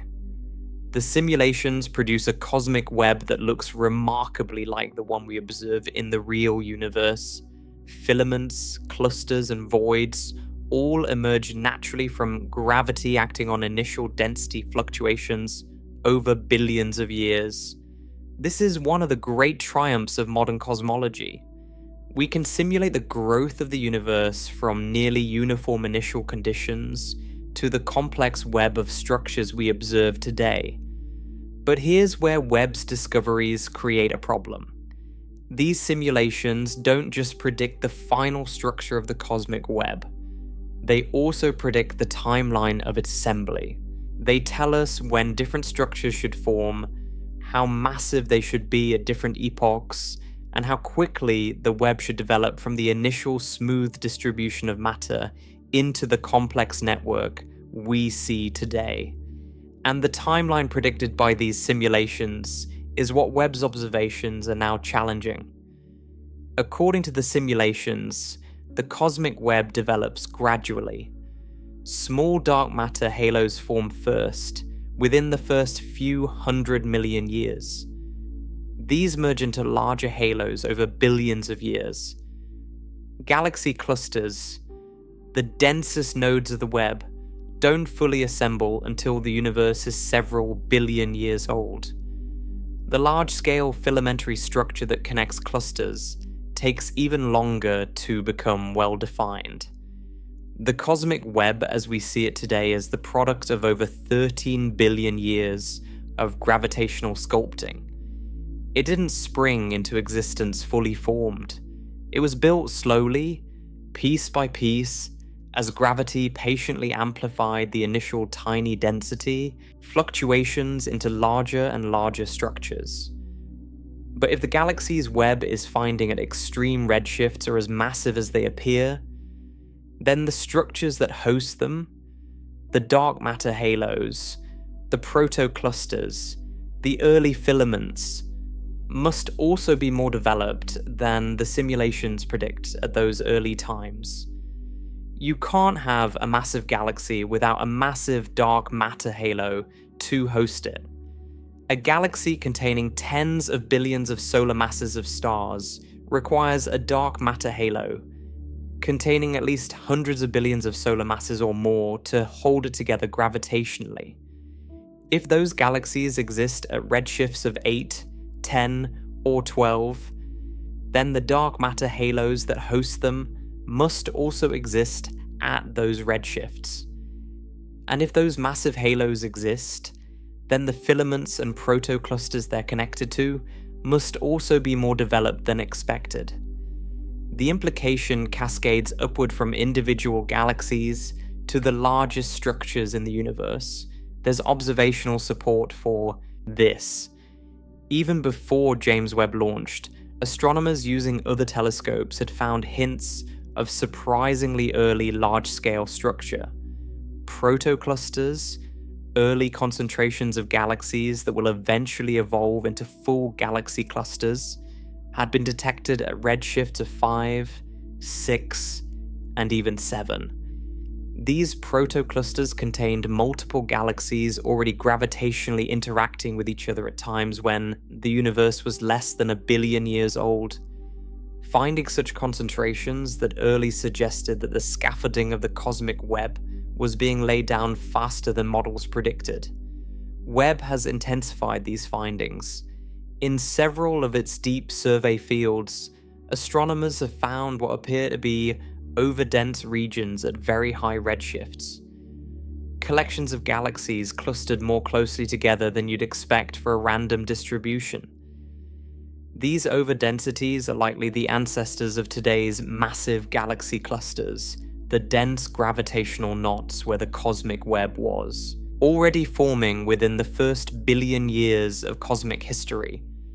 If confirmed, these early overdensities suggest that the large-scale architecture of the universe, the filaments, clusters, and walls that define the cosmic web, was being assembled earlier than our models anticipated. The universe wasn't just forming individual galaxies faster than expected. It was assembling the entire framework of cosmic structure faster. Now, let me explain redshift more carefully because understanding how astronomers actually measure these extreme distances is essential to appreciating the reliability of these findings. When astronomers talk about a galaxy at redshift 10, they're referencing a specific measurable quantity. Redshift is defined as the fractional change in the wavelength of light. If light is emitted at one wavelength and arrives at a longer wavelength, the redshift tells you by how much the wavelength increased. A redshift of 10 means the light's wavelength has been stretched to 11 times its original value. The wavelength increased by a factor of 10 on top of its original length. There are two main ways to measure redshift. The first is photometric redshift. This involves taking images of a galaxy through several different color filters and measuring how bright the galaxy appears in each filter. By comparing the brightness across different filters, astronomers can estimate the galaxy's redshift. This method is fast and can be applied to many galaxies at once, but it has significant uncertainties. The estimated redshift might be off by a substantial amount, and in some cases, a galaxy at one redshift can look similar to a galaxy at a very different redshift when measured photometrically. Many of the earliest and most dramatic claims about high redshift galaxies from Webb were based on photometric redshifts. The second method is spectroscopic redshift. This involves spreading a galaxy's light into its component wavelengths using a spectrograph, creating a detailed spectrum that shows the brightness of the light at each individual wavelength. In such a spectrum, specific chemical elements produce characteristic emission or absorption lines at precisely known wavelengths. Hydrogen, for example, produces a series of lines called the Lyman series at specific ultraviolet wavelengths. Oxygen, carbon, and other elements produce their own distinctive lines. If you find these familiar spectral lines in a galaxy's spectrum, but shifted systematically to longer wavelengths, you can measure the exact redshift with extremely high precision, often to 3 or 4 decimal places. Spectroscopic redshifts are far more reliable than photometric ones, leaving almost no ambiguity about a galaxy's true distance. But they require much more observing time because you need to collect enough light from a faint, distant galaxy to identify individual spectral lines. And for the most distant galaxies, that can require hours or even days of telescope time focused on a single object. Over the past 2 years, Webb has been systematically obtaining spectroscopic confirmations of the most interesting high redshift galaxy candidates. Many of the photometric candidates have been confirmed at redshifts close to their original estimates. Some were revised to somewhat lower redshifts. A few turned out to be lower redshift interlopers, objects that mimicked the appearance of high redshift galaxies. But the overall picture has not changed. There are genuinely more bright, massive galaxies at high redshifts than the models predicted.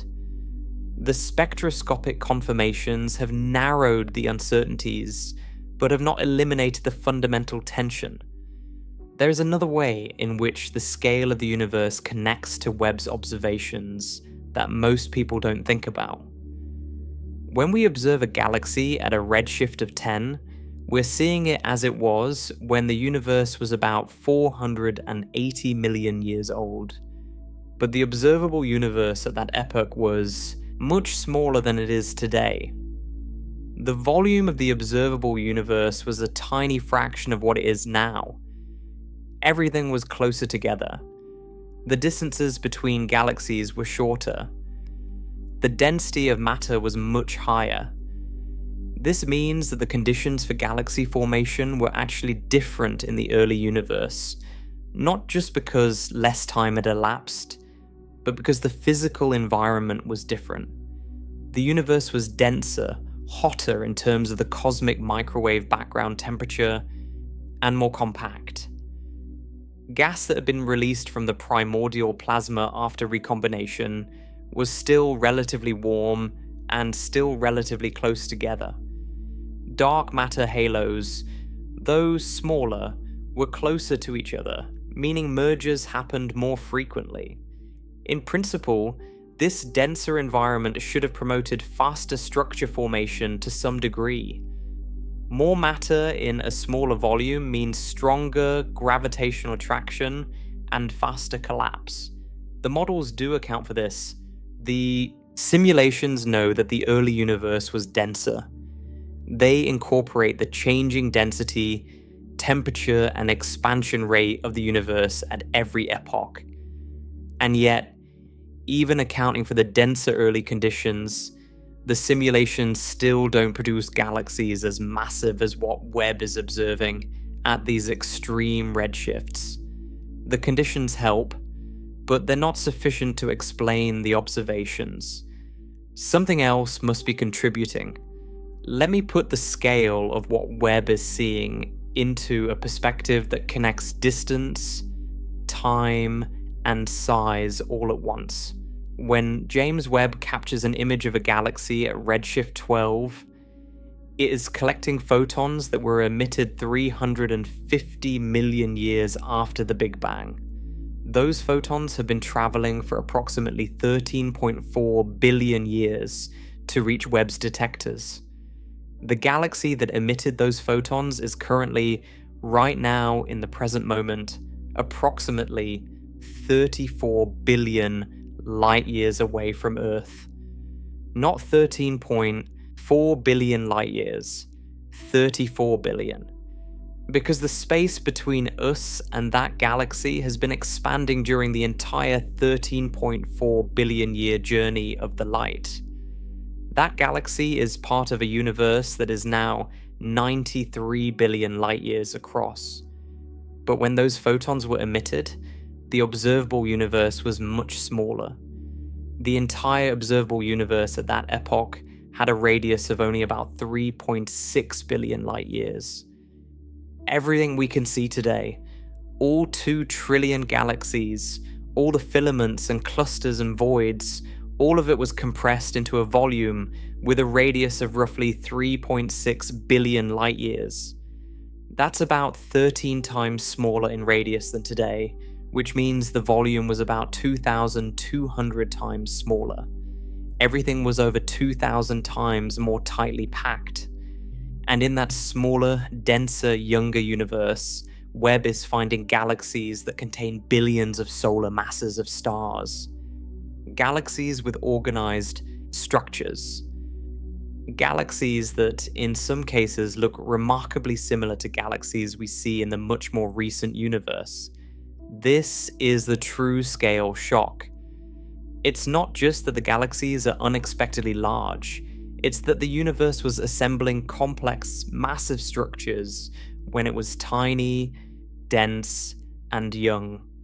When the observable universe had a radius of only 2 billion light years, it was already building things that we thought took a 93 billion light year universe billions of additional years to produce. This changes our intuitive picture of cosmic history in a fundamental way. The old picture was one of gradual, patient construction.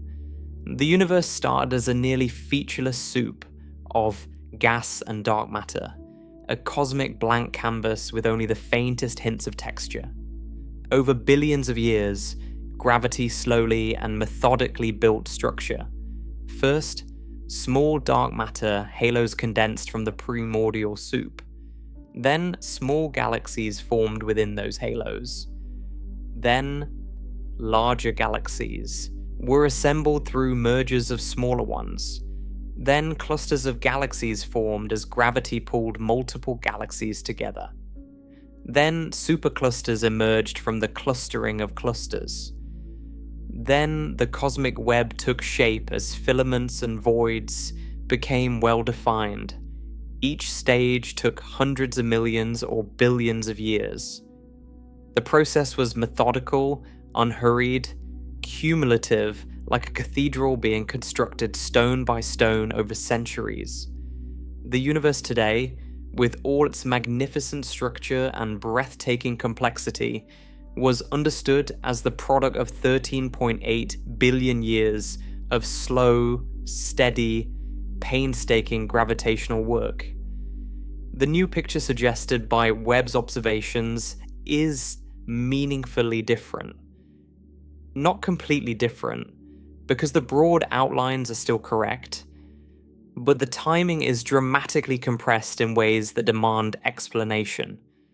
The universe appears to have started building big structures much earlier than we expected. The first few 100 million years weren't just a period of tentative first steps, of tiny proto-galaxies forming gingerly from the first wisps of cooling gas in small dark matter halos. They were a period of explosive growth, rapid assembly, and surprisingly efficient star formation on scales that our most sophisticated models simply didn't anticipate. The universe was a faster, more capable, and more efficient builder than we gave it credit for. And this raises a deeper question. If the universe were building massive galaxies this quickly, what does that mean for the even larger structures, the filaments, walls, and voids of the cosmic web? Were they also being established earlier and faster than we thought? The cosmic web is built from the same gravitational processes that build galaxies, just on much larger scales and over longer timescales. If the smaller scale process of galaxy formation was accelerated, it seems plausible that the larger scale process of web formation might have been accelerated too. We don't have direct evidence for this yet because detecting the cosmic web at very high redshifts is extraordinarily difficult. The filaments are made of diffuse gas and dark matter that are much harder to see than bright galaxies. But the indirect evidence, massive galaxies and protoclusters appearing earlier than expected, hints that the entire cosmic construction timeline may need revision. All of the ordinary matter in the observable universe, every atom in every star in every galaxy, adds up to a staggering total. And dark matter outweighs ordinary matter by roughly 5-1. All of that mattered. Every atom, every dark matter particle was present from the very beginning, distributed almost uniformly across a volume that was far smaller than it is today. The history of the universe is the story of how gravity sorted and organized all that matter into the structures we see now. Stars, galaxies, clusters, filaments, the cosmic web. And what James Webb is telling us is that this sorting process began producing impressive results much sooner than we believed. The universe didn't wait patiently for billions of years before building anything noteworthy. It started building almost immediately. And what it built in those first few 100 million years was far more substantial than anyone expected. That's the true and deeply profound scale revelation of the James Webb Space Telescope. It's not just that we found some surprisingly big galaxies far away. It's that the universe's capacity to organize itself, to build complexity from simplicity, to assemble vast structures from nearly uniform raw material, was far greater in the early cosmos than our best theories predicted. The scale of the universe is not just about how big it is today. It's about how quickly it became complex, how rapidly it assembled order from disorder, structure from chaos, and the answer, it turns out, is much, much faster than we ever imagined possible. So, where does all of this leave us? We've seen what James Webb found. Galaxies too massive, too luminous, too mature for the age of the universe at the time we're observing them. We've explored the scale implications. The observable universe is 93 billion light-years across. The cosmic web was apparently being assembled far earlier than predicted. And the entire growth timeline of cosmic structure appears to have been compressed in ways our models didn't anticipate. Now we need to confront the hardest question. What does this actually change about our understanding of the universe? And what does it mean for us here on this small planet, looking out across 13 billion years of space and time at a cosmos that turns out to be stranger and more astonishing than we ever knew? Let's start with the science. The standard model of cosmology, the Lambda-CDM model, has been the foundation of our understanding of the universe for decades. Lambda refers to the cosmological constant, a term in Einstein's equations that represents dark energy, the mysterious force driving the accelerating expansion of the universe. CDM stands for cold dark matter, the invisible substance that makes up about 27% of the universe and provides the gravitational scaffolding for all visible structure. Together, Lambda-CDM describes a universe that began in a hot, dense state 13.8 billion years ago, has been expanding and cooling ever since, and contains a specific mixture of ordinary matter, dark matter, and dark energy that determines how structures form and evolve over time. Lambda-CDM has been tested against an extraordinary range of observations. It correctly predicts the detailed pattern of temperature fluctuations in the cosmic microwave background radiation. It correctly predicts the large-scale distribution of galaxies, the filaments and voids, and clusters of the cosmic web. It correctly predicts the relative abundances of hydrogen, helium, and lithium produced in the first few minutes after the Big Bang. It correctly predicts the expansion history of the universe. By almost every measure, Lambda-CDM is one of the most successful models in all of science. And that is precisely why the tension created by Webb's observations is so significant. When a highly successful model encounters observations it doesn't predict, the scientific response isn't to throw the model away. It's to investigate carefully, to determine whether the observations are correct, whether the model needs adjustment, whether there are physical processes that the model doesn't include or doesn't handle correctly. The goal is to understand why the prediction and the observation disagree, because the answer to that question almost always leads to deeper understanding. So what are the possible explanations?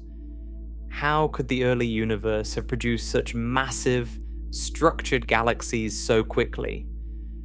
Scientists have proposed several ideas, and it's worth walking through the most important ones, because each represents a different way the universe might work at a fundamental level. The first possibility is that star formation in the early universe was simply more efficient than we assumed. In our current models, when gas collapses within a dark matter halo and begins forming stars, a significant fraction of the gas doesn't actually become stars. Some gas gets heated by radiation from newly formed stars and gets pushed back out of the galaxy. Some gas gets expelled by supernova explosions. Some gas remains too hot or too diffuse to collapse. The net result is that in most models, only about 10 to 20% of the available gas in a halo actually converts into stars. The rest is wasted, blown out, or kept warm by feedback processes. But what if the early universe was different? What if the conditions in the first few 100 million years allowed gas to convert into stars more efficiently than at later epochs? There are reasons this might be the case. The first generation of stars formed from pristine hydrogen and helium gas with no heavy elements. The lack of heavy elements changes the cooling properties of the gas and the way stars form from it. It's possible that the initial mass function, the distribution of masses among newly formed stars, was different in the early universe. If early star formation produced a higher proportion of massive, luminous stars, those stars would make the galaxy appear brighter and more massive in Webb's observations than it would if it had the same mass, but a more typical mix of star sizes. In other words, the galaxies might not be as massive as they first appeared. They might just be unusually bright because their stellar populations are skewed toward bigger, hotter, more luminous stars. This is a real possibility that astronomers are actively investigating. If the initial mass function was top-heavy in the early universe, meaning more massive stars and fewer small stars formed per unit of gas consumed, then the stellar mass estimates derived from the galaxy's brightness would be systematically too high. The galaxies would still be impressive, still earlier and more developed than expected, but the tension with Lambda-CDM would be reduced. Some recent studies have suggested that adjusting the assumed initial mass function can bring some of the most extreme mass estimates into better agreement with model predictions. But it doesn't solve the problem entirely. Even with a top-heavy initial mass function, many of the early galaxies remain more massive than comfortable for the standard model. The second possibility involves dark matter itself. In the standard Lambda-CDM model, dark matter is cold, meaning the dark matter particles move slowly compared to the speed of light. Cold dark matter clumps very effectively on small scales, forming the small halos that are the building blocks of galaxies. But what if dark matter has properties slightly different from the simplest cold dark matter model? What if dark matter particles can interact with each other in ways beyond simple gravity? What if they have a small amount of self-interaction that changes how halos form and merge in the early universe? Some physicists have proposed models of self-interacting dark matter or warm dark matter that modify the way structures form on small scales.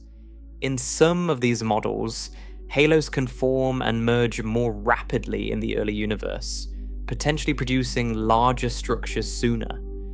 Other models propose that dark matter might have experienced a phase transition in the early universe, briefly changing its properties and affecting how quickly it clumped together. These ideas are speculative, and none has emerged as a clear favorite, but they illustrate how Webb's observations could ultimately teach us something fundamental about the nature of dark matter itself. If the solution to the early galaxy puzzle turns out to involve modified dark matter physics, it would be one of the most important discoveries in fundamental physics in decades. The third possibility centers on supermassive black holes and their role in galaxy formation. In the standard picture, supermassive black holes grow gradually within galaxies, accumulating mass over billions of years. But what if massive black holes formed very early, not from the collapse of individual stars, but from the direct collapse of enormous clouds of primordial gas? This is called the direct collapse black hole scenario. In this model, in the right conditions, a massive cloud of gas in the early universe could collapse directly into a black hole of perhaps 10,000 to 100,000 solar masses without ever forming stars first. This would create a much larger seed black hole than the standard model assumes, giving it a significant head start in growing to supermassive proportions. If massive seed black holes formed early and frequently, they could have accelerated galaxy formation in several ways. The intense radiation and energy output from an actively feeding black hole can compress surrounding gas, triggering new bursts of star formation in a process called positive feedback. The black hole's gravity could also help concentrate gas into the central regions of its host dark matter halo, making star formation more efficient. In this scenario, the supermassive black hole doesn't just grow alongside the galaxy. It actively drives the galaxy's growth, acting as an engine of rapid assembly rather than a passive bystander. There's growing observational support for this idea.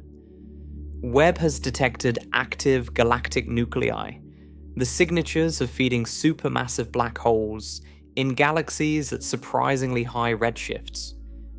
These early black holes appear to be more common and more massive relative to their host galaxies than the standard model predicts. If early black holes were indeed more massive and more active than expected, they could have played a much larger role in shaping early galaxy formation than our models currently account for. This would require revising not just our models of galaxy formation, but our understanding of how the very first massive objects in the universe came into being. The fourth possibility is perhaps the most radical. What if there's something about the expansion history of the universe itself that we don't fully understand? The expansion rate of the universe is described by a quantity called the Hubble constant. Measuring the Hubble constant has been one of the central projects of observational cosmology for decades. But there's a problem.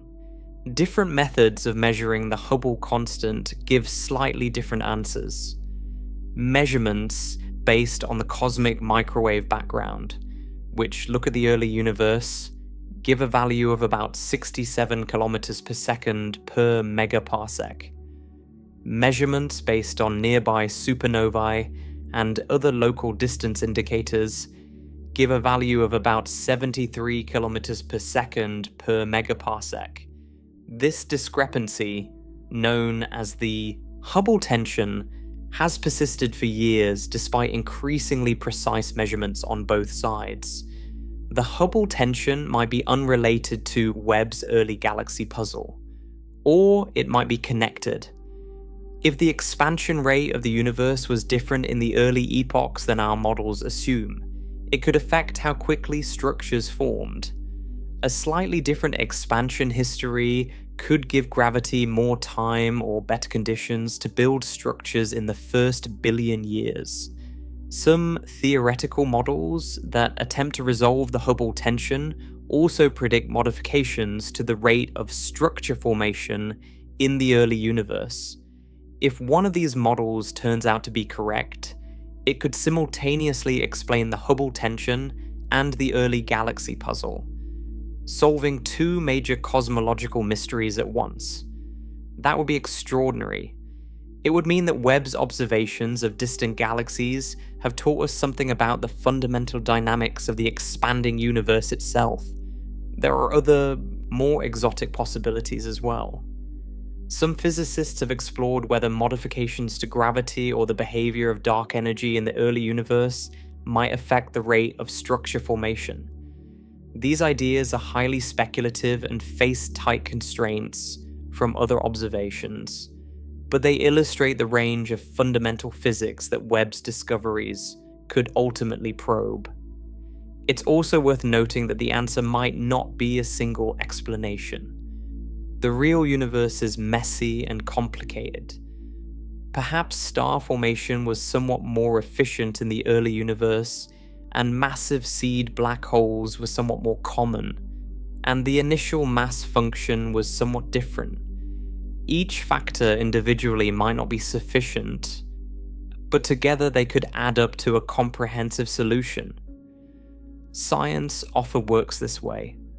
The answer to a complex question is rarely one thing.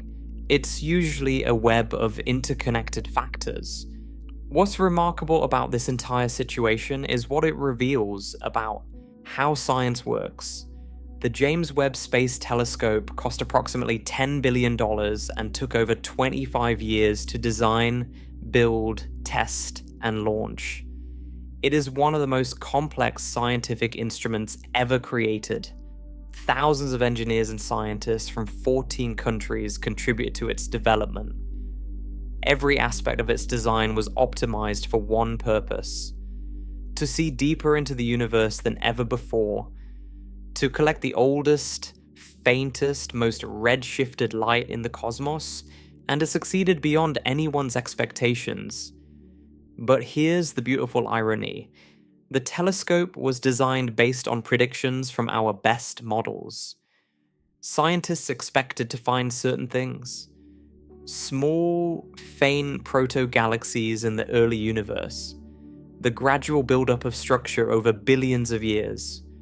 A cosmic dawn that unfolded slowly and patiently. They built Webb to see this expected picture in unprecedented detail.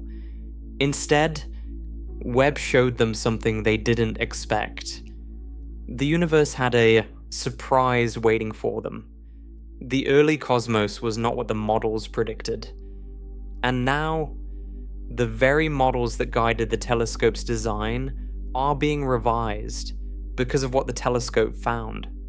This is science at its finest. You build the best instrument you can based on your best understanding. You point it at the universe and collect data. And if the data doesn't match your expectations, You don't ignore it or explain it away. You revise your understanding. You ask new questions. You build new models. The universe is the ultimate authority, not the theory. The data leads, and the theory follows. This process of prediction, observation, surprise, and revision is how science has advanced for centuries. It's how we discovered that Earth orbits the Sun, that the universe is expanding, and that galaxies exist beyond the Milky Way.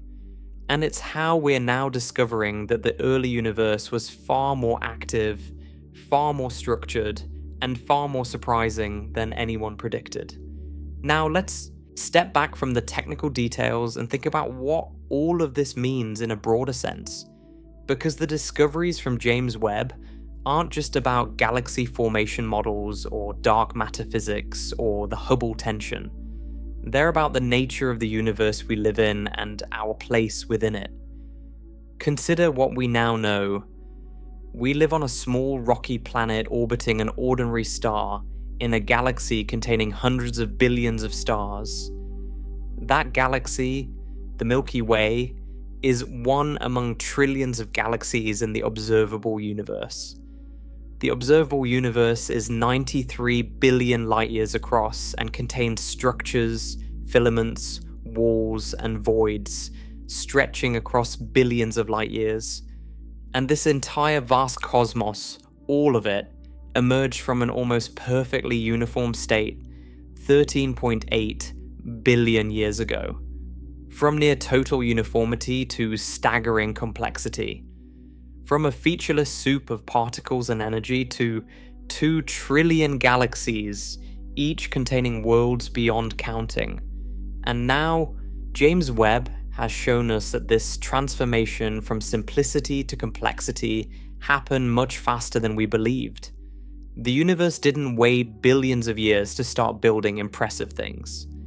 Within a few 100 million years of the Big Bang, enormous galaxies were already shining. Structures were already taking shape. The cosmic web was already being woven. The universe went from nothing to something, from featureless to structured, from empty to filled with light, on a timeline that has stunned the people who have spent their careers studying it. Think about the sheer improbability of what the universe accomplished. It started as an almost perfectly smooth distribution of matter and energy. The density fluctuations that seeded all future structure were 1 part in 100,000. That's an almost unimaginably tiny variation. From those minuscule beginnings, gravity built everything. Every star, every galaxy, every cluster, every filament of the cosmic web. Gravity took a nearly featureless canvas and painted the most complex, beautiful, intricate structure imaginable, and it did this not over an infinite amount of time, but in a finite and surprisingly brief cosmic window. There's something deeply humbling about this. We're accustomed to thinking of the universe as ancient and slow-moving. Cosmic processes operate on time scales of millions and billions of years. Stars take millions of years to form. Galaxies take billions of years to evolve. The universe itself has been around for 13.8 billion years, a span of time so vast that the entire history of human civilization occupies less than 1/1,000,000th of it. We think of the cosmos as patient, unhurried, timeless. But Webb's observations suggest that the universe is also capable of extraordinary speed. Within a few 100 million years, the first sliver of cosmic history, the universe built structures that rival those we see billions of years later. It assembled billions of solar, masses of stars into organized luminous galaxies before the cosmos was even 5% of its current age. That's not slow. That's not patient. That's breathtakingly fast by any standard. The universe, it turns out, is not just old and vast, it's also surprisingly quick when it wants to be. And here we are, on a planet that didn't exist for the first 9 billion years of the universe's history. Our solar system formed about 4.6 billion years ago, from a cloud of gas and dust, enriched by generations of stars that lived and died before us. Every atom in your body was forged in the nuclear furnace of a star that exploded billions of years ago, scattering its processed elements into space. Those elements drifted through the galaxy, mixed with other debris, and eventually collapsed into the cloud that became our sun and its planets. You are, quite literally, made of material that was once inside a star.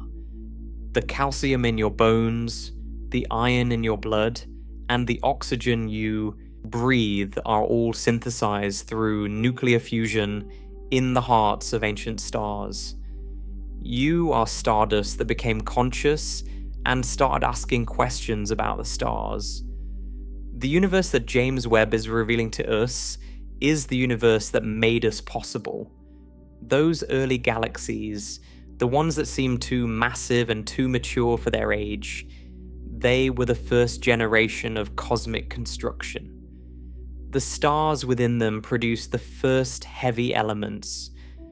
Those elements were scattered by supernovae and incorporated into the next generation of stars and planets. Generation after generation, the universe built up the chemical complexity necessary for rocky planets, liquid water, organic chemistry, and eventually life. If those early galaxies formed faster and more efficiently than we thought, then the chemical enrichment of the universe also happened faster. The raw materials for planets like Earth were being produced earlier in cosmic history than our models assumed. This doesn't change the age of the Earth or the history of life on our planet. The Earth is still 4.54 billion years old. Life still appeared roughly 3.8 billion years ago. The history of our world is unchanged, but it does change the context. The cosmic story that led to our existence was more dynamic, more rapid, more eventful in its earliest chapters than we realized. The universe was not slowly warming up for the main event. It was already performing at full intensity within the opening moments. There's also something profound about the act of observation itself. When James Webb collects photons from a galaxy at redshift 12, it is capturing light that has been traveling for over 13 billion years. Those photons left their source when the universe was only a few 100 million years old. They have been crossing the expanding void of space for approximately 13.4 billion years, traveling at 300,000 kilometers every single second of that journey without stopping. And after that incomprehensible voyage, they arrive at a telescope orbiting the Sun, where they are focused by a gold-coated mirror, detected by a sensor cooled to nearly absolute zero, converted to data, transmitted to Earth, and analyzed by human beings who evolved on a small planet only 300,000 years ago. The chain of events connecting that ancient galaxy to your awareness of it right now is staggering. Photons emitted by stars in a galaxy that formed at the dawn of cosmic history have traveled across most of the observable universe to be captured by an instrument built by a species that has existed for less than 1,000th of 1% of the universe's age. And through that detection and analysis, you now know something about the state of the cosmos 13 billion years ago. You are connected across space and time to the very dawn of cosmic structure. This is what makes astronomy unlike any other science. Every observation is also an act of time travel. Every photon captured is a message from the past. And the deeper you look, the further back the message reaches. James Webb is receiving messages from the first few % of the universe's history. Messages that tell us the cosmos was far more precocious, far more capable, far more surprising than we expected. Messages that are forcing us to revise our understanding of how the universe grew up. What comes next in this story is still being written. Webb is continuing to observe the deep universe. New survey programs are underway. More galaxies at extreme redshifts are being discovered and confirmed. Theorists are building new models, running new simulations, and testing new ideas. Some of the early claims may be further revised. Some may be strengthened. New surprises almost certainly await, because if there's one lesson the history of astronomy teaches us, it's that the universe is always stranger and more wonderful than we expect. The James Webb Space Telescope has done what great scientific instruments always do. It has shown us something we didn't expect to see. It has been revealed that the universe's early history was more dramatic, more structured, and more impressive in scale than our best models predicted. It hasn't overturned the Big Bang. It hasn't disproven the standard model of cosmology. But it has shown us that the story of how the universe grew from a featureless beginning into the magnificent cosmos we inhabit today is more complex, more rapid, and more astonishing than we knew. The universe is 13.8 billion years old. It is 93 billion light years across. It contains 2 trillion galaxies, each with billions or trillions of stars. And now we know that this vast structured cosmos didn't take billions of years to begin assembling itself. It started almost immediately. Within a few hundred million years of the Big Bang, enormous galaxies were already forming.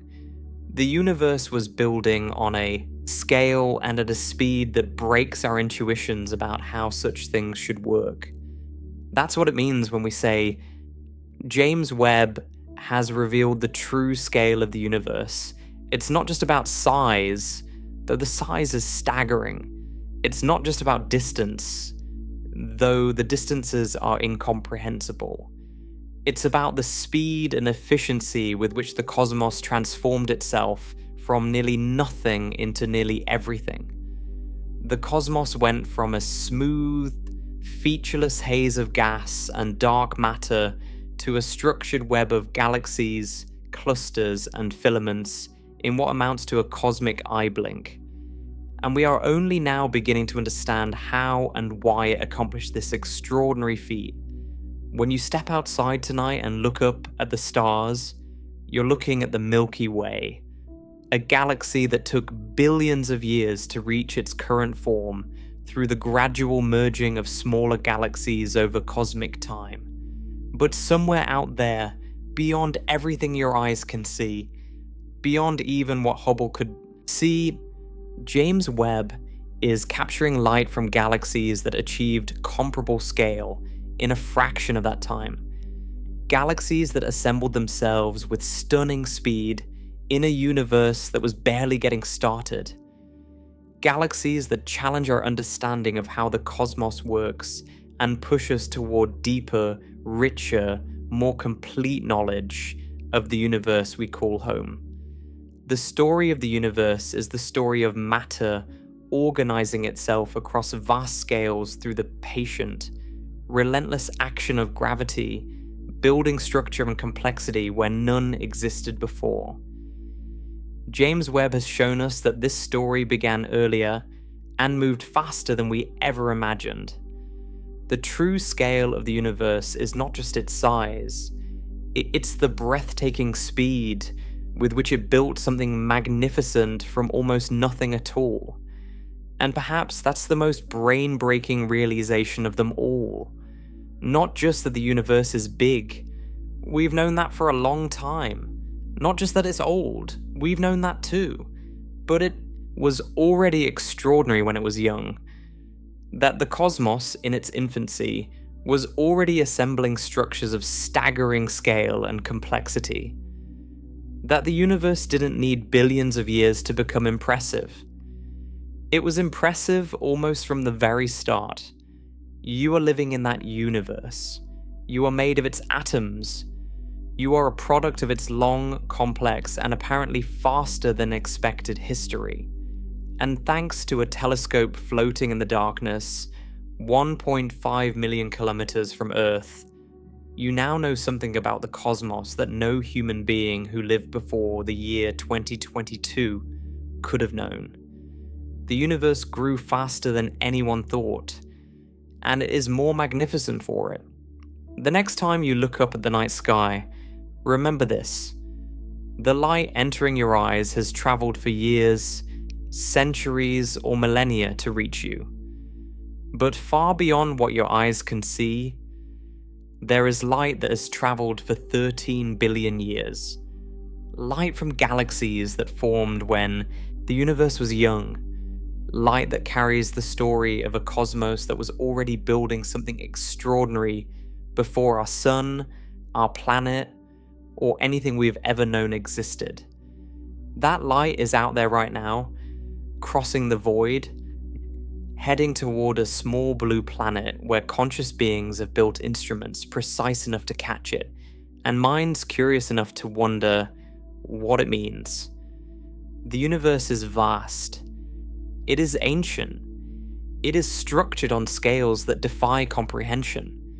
And it accomplished all of this faster than anyone ever predicted. That is the true scale of the universe as revealed by the James Webb Space Telescope. And it should leave you in absolute awe. Not because you are small, though you are. Not because the universe is indifferent to you, though it is. But because you're here, alive and aware, in a cosmos that turned out to be even more astonishing than anyone dared to imagine. And the fact that you can know this, that you can hold this understanding in your mind, is itself one of the most remarkable things the universe has ever produced. Thank you for joining me on this journey across space and time. If you found this exploration valuable, a like or a subscribe would mean a lot. It helps me keep making these deep dives into the cosmos and the science that reveals its secrets. And remember, every time you look up at the night sky, you're seeing the past.